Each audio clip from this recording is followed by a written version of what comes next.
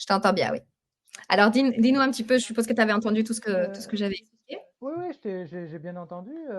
Non, mais il n'y a pas de souci. Et puis après, bon, moi, quand je vois avec les personnes que je côtoie qui ne savent pas que je suis une personne transgenre, ben, ils se doutent en aucun cas que j'étais un garçon avant, quoi. Même Bah par la oui. voix.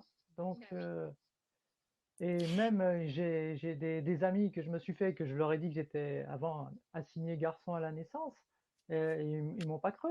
Ils m'ont dit, mais c'est incroyable, c'est même dans ta voix, ça se voit pas. Donc, pour moi, je vois pas, j'aurais jamais cru que tu étais un garçon avant. Mais c'est ce que j'ai dit au début du live.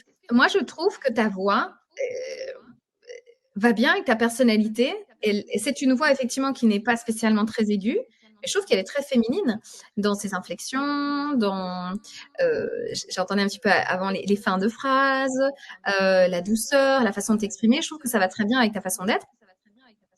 Et effectivement, mais ça, comme tu disais, oui, mon perfectionnisme, ok, on peut la travailler encore, bien sûr.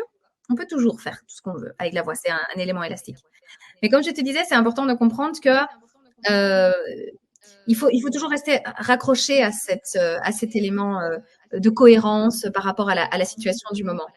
Après aussi, on parlait de toi, ta personnalité, etc. La personnalité vocale est très importante aussi parce que si tu es une personne qui a une personnalité un tel, ou d'une certaine façon, et après tu lui donnes une voix qui ne colle pas trop avec ça, c'est là où, par contre, tu pourrais, enfin, les gens pourraient commencer à se dire, ah, mais il y a quelque chose de bizarre dans cette voix parce que justement, elle ne colle pas avec cette personnalité. Je te donne un exemple à la